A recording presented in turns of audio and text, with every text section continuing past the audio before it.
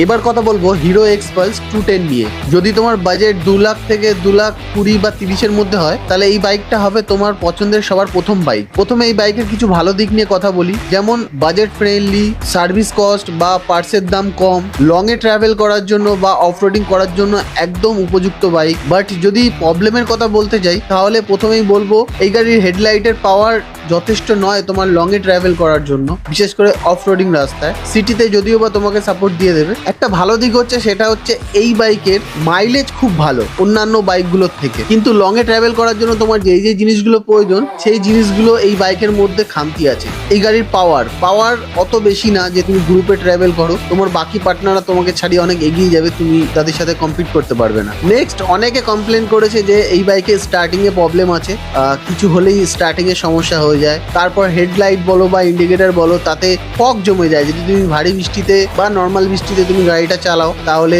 কাচের ভেতরে ফগ জমে যায়। আর সব থেকে বাজে ব্যাপার সেটা হচ্ছে গিয়ে এই গাড়ি টিউবলেস টায়ারের সাথে আসে না। তুমি লং এ ট্রাভেল করার জন্য বাইক নিয়ে বেরিয়েছো, বেরোতে না বেরোতেই যদি তোমার পাঞ্চার হয়ে যায় বা এমন কোনো জায়গায় পাঞ্চার হয়ে গেল, সেখানে তোমার সারানো খুব মুশকিল হয়ে যাবে, খুব বিপদে পড়তে হতে পারে। তাছাড়া আলাদা অ্যাক্সেসরিজ তো আছেই, যেটা তোমাকে গাড়িতে অ্যাড করতে হবে, যেটার জন্য তোমাকে আলাদা পয়সা দিতে হবে। সিট কিন্তু অতটাও কমফোর্ট নয়, তোমাকে সেখানেও কিন্তু আলাদা করে সিট কুশনিং অ্যাড করতে হবে বা বাইরে থেকে আলাদা সিট প্যাড লাগাতে হবে। তুমি যদি এই গাড়িটা নাও, যেহেতু গাড়ির দাম কম, মাইলেজ ভালো, তো সেক্ষেত্রে তুমি সিটিতেও সাপোর্ট পেয়ে যাবে। তো তোমার পছন্দের লিস্টে এই গাড়িটা থাকতে পারে।